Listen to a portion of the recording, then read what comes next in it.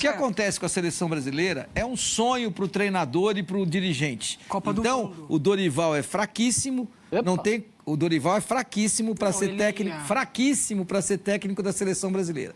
O Rodrigo Caetano não teve tamanho, apesar de estar à frente ainda da seleção brasileira. Espero que ele tenha evoluído depois do que ele passou. Por quê?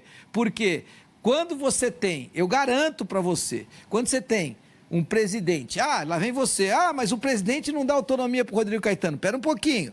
Se o presidente, eu garanto para você, eu quero que o Tite e o Dorival Júnior me desmintam. E eu estou com o microfone aqui do Band Esportes, da Rádio Bandeirantes e da Band para que eles me desmintam. Quando o presidente da CBF, no caso o Edinaldo Rodrigues, não quer sequer saber se a convocação vai ter A, B, C, D um dia antes, ele fica sabendo da convocação no dia em que eu fico sabendo, em que você fica sabendo, em que o Jorge fica sabendo. Ele não participa de nada. Ele não participa de nada. Ele não inclui nome e ele não tira nome. Eu garanto para você.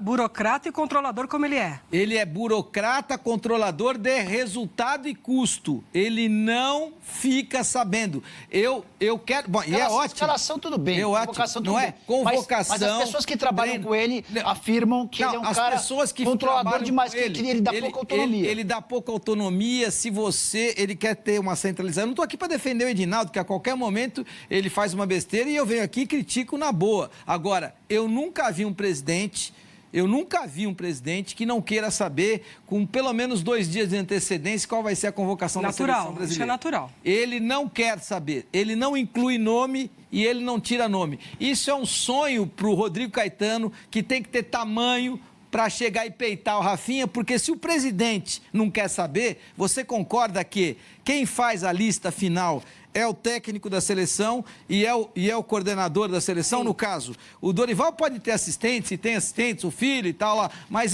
o Rodrigo é forte. Ele vai ter que sentar, eu vou ter que peitar, eu vou dizer esse eu quero, aquele não, por que você está convocando esse? Vai ter que discutir comigo. Olha a minha força. Se o presidente não quer saber, eu tenho que saber.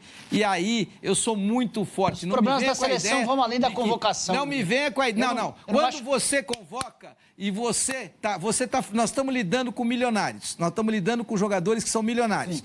A única coisa que eles querem na vida é estar na seleção para disputar a Copa do Mundo, porque é a única coisa que o dinheiro não pode comprar.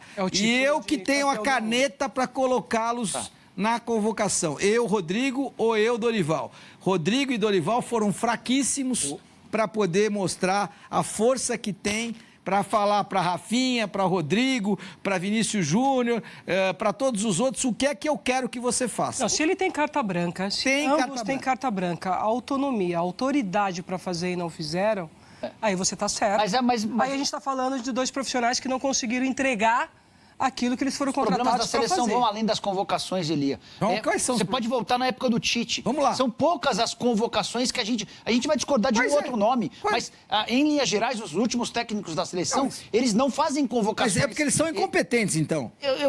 Mas eu acho que o dia a dia de treinos é equivocado, a forma como ele monta. O Rodrigo Caetano é incompetente também. Se o dia a dia de treino é mal feito, se o planejamento é mal feito. A gente tem uma informação diferente. Você tem a informação de que o Rodrigo Caetano escolheu o Dorival. A informação que eu tenho é de que o Dorival foi contratado pelo presidente da CBF. Eu não tenho informação que o Rodrigo escolheu o Dorival. Eu não tenho essa informação. O que eu estou te dizendo é que, a partir do momento em que o Dorival e o Rodrigo estão na CBF, eles têm que trabalhar juntos e eles têm autonomia para fazer o trabalho deles. Essa é a informação que eu tenho. E eles têm. Então, se eu tenho a caneta é a seguinte: eu sou diretor financeiro, eu pago o seu salário.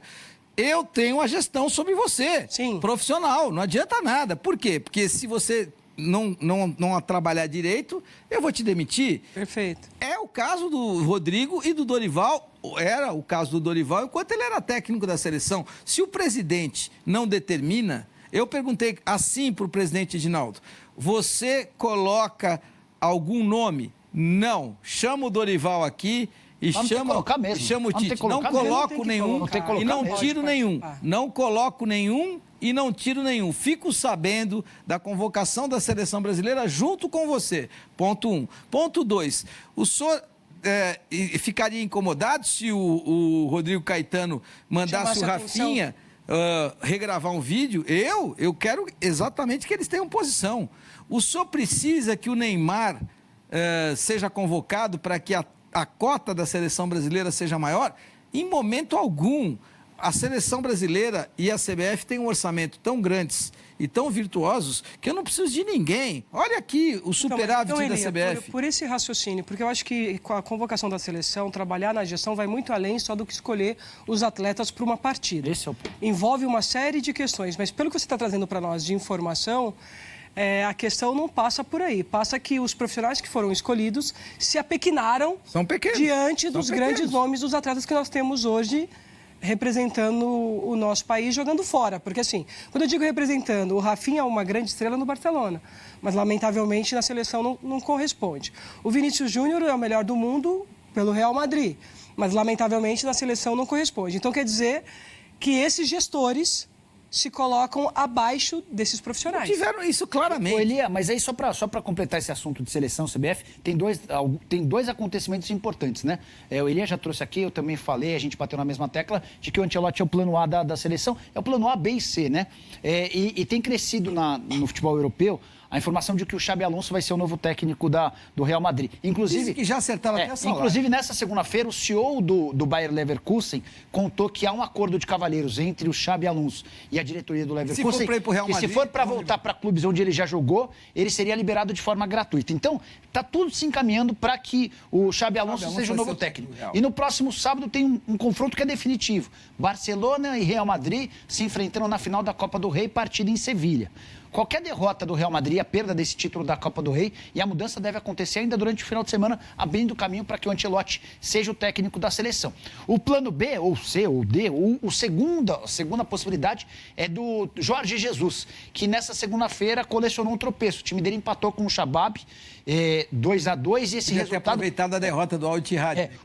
Mas o Ittihad venceu nessa rodada. Fez 3-2 no Al Ittifaq. E dessa maneira, a diferença que era de 4 foi para 6 pontos em favor do Al Ittihad às 6 rodadas do fim. Então o título para o JJ também ficou um pouco mais complicado. Os dois alvos da seleção não vivem bons momentos em seus clubes. Não, a questão muito clara é a seguinte: o Ancelotti é plano A, B e C da CBF e o Jorge Jesus é só uma questão de sinalização. Você sinalizou, ele vem ser técnico da seleção. Então, essa história de que existe probabilidade de um técnico brasileiro, essa história de que o Felipe Luiz está sendo sondado, e não é para ser mesmo. Roger Machado está sendo sondado, Renato Gaúcho, isso é balela, não existe. O Jorge Jesus vem assim para a seleção brasileira. Só que o plano A é o Carlo Ancelotti.